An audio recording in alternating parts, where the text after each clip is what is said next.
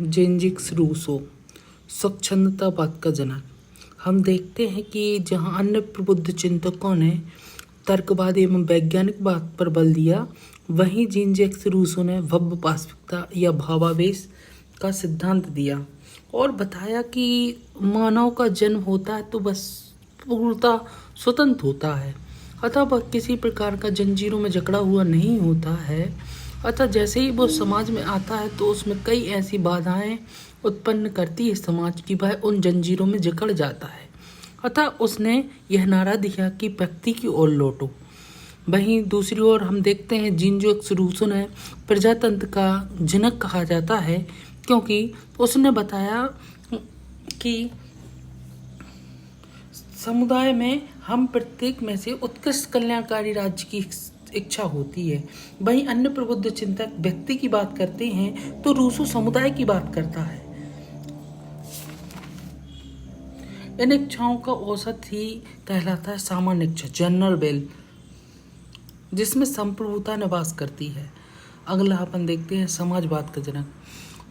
जेन-जिक्स Rousseau ने को समाजवाद का जनक इसलिए कहा जाता है जहां अरस्तु जैसे विचारक केवल शिक्षित व्यक्तियों को ही नागरिक मानते हैं और शिक्षित व्यक्ति वह है जिसके पास धन और अवकाश पर्याप्त मात्रा में उपलब्ध है। वहीं ब्रिटेन के चिंतकों ने बताया कि ईश्वर की संतान ही नागरिक है, अतः सभी समान हैं।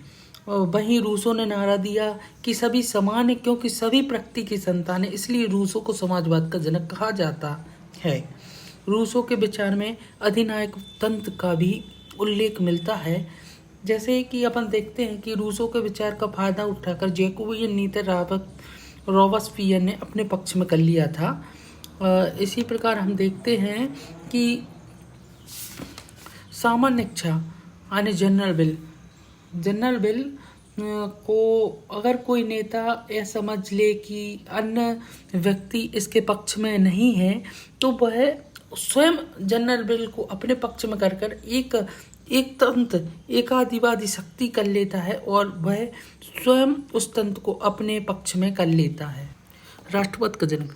जहां अन्य प्रबुद्ध चिंतक व्यक्ति के अधिकारों की बात करते हैं, वहीं जेन-जिक्स रूसो समुदाय की शक्ति की बात करता है तथा समुदाय की शक्ति से राष्ट्र की शक्ति की अवधारणा विकसित होती है।